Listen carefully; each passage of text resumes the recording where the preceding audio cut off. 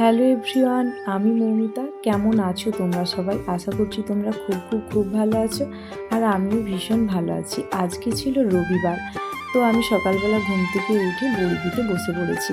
তোমরা হয়তো ভাববে যে আমি কি রেগুলার বড়ি দিই। আসলে তা না, কাজের সূত্রে আমার শ্বশুরবাড়িতে থাকা হয় না। বাবার বাড়ি শ্বশুরবাড়ি দুটো বাড়িতেই আমাকে থাকতে হয়।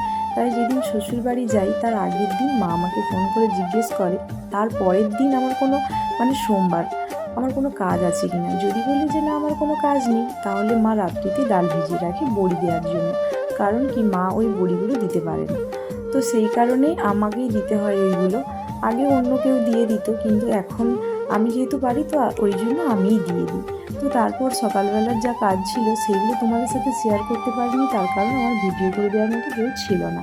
তো সন্ধ্যাবেলায় আমি বসে পড়েছি সন্ধ্যাবেলা রান্নাবান্না করার জন্য। তো এই পুরো ভিডিওটা যে করছে তাকে নিয়ে আমি পরে আসবো, তার একদিন ভিডিও শেয়ার করার জন্য। তো এই যে রুটি করার যে কাজটা তোমরা দেখতে পাচ্ছ, এটা কিন্তু আমি বাবার বাড়িতে আগে কখনোই করিনি। যদিও বা শ্বশুরবাড়িতে আমাকে বলেছিল তোমাকে করতে হবে না, তবুও আমি বলেছিলাম যে না, আমি এটা করবো। কারণ আমি না ঠিকঠাকভাবে পারি না গোল করে রুটি বেলতে, তো তবুও করেছিলাম। তো তারপর যখন সবাইকে রান্না করে খেতে দিলাম, তো জিজ্ঞেস করলাম কেমন কি হয়েছে। বললো হ্যাঁ, ভীষণই ভালো হয়েছে। কিন্তু বিশ্বাস করো, রুটিগুলো না একটাও ভালো হয়নি, একটা ফোলেও নি, কেন জানি না। আর টেরা বাঁকা এরকম হয়েছিল, তাই তোমাদের সাথে শেয়ার করতে পারিনি। যদি ভালো হতো তাহলে আমি নিজেই শেয়ার করতাম, কিন্তু সত্যিই ভালো হয়নি। তো তার জন্য না রুটিগুলো আমি সত্যিই তোমাদের সাথে শেয়ার করতে পারলাম না কেমন কি হয়েছে। আর না, সব পুড়িয়ে ফেলেছিলাম, কিন্তু তবুও আমার শ্বশুরবাড়িতে না সবাই বলেছিল যে হ্যাঁ, ভালোই হয়েছে। কিন্তু বিশ্বাস করো, রুটিগুলো খুব শক্ত হয়েছিল, টেরা বাঁকা, একটাও ভালো হয়নি।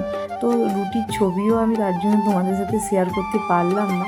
তো যাই হোক, দেখো, কথা বলতে বলতে আজকে আমার রান্নাটা প্রায় কমপ্লিট হওয়ার পথে। আজকে আমাদের হয়েছিল রুটি করেছিলাম, পরোটাও করেছিলাম, তার সাথে ঘুগনি করেছিলাম। তো সমস্ত রান্না শেষ হওয়ার পর আমি আর অক্ষয় দুজনে মিলে একটু ঘুরতে গেছিলাম। তো কোথায় গেছিলাম সেটা পরের ভিডিওতে শেয়ার করব। তো আমার এই ভিডিওটি যদি ভালো লেগে থাকে তাহলে আমার চ্যানেলটিকে তোমরা সাবস্ক্রাইব করে দিও। তো সমস্ত রান্না কমপ্লিট হওয়ার পরে অক্ষয় এসে রান্নাটা করছে।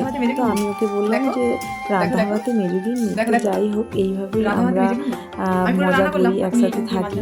তো তোমাদের কেমন লাগলো তোমরা কিন্তু অবশ্যই কমেন্ট করে জানিও। আর যদি ভালো লাগে তাহলে ভিডিওটি একটু লাইক করে দিও। টাটা।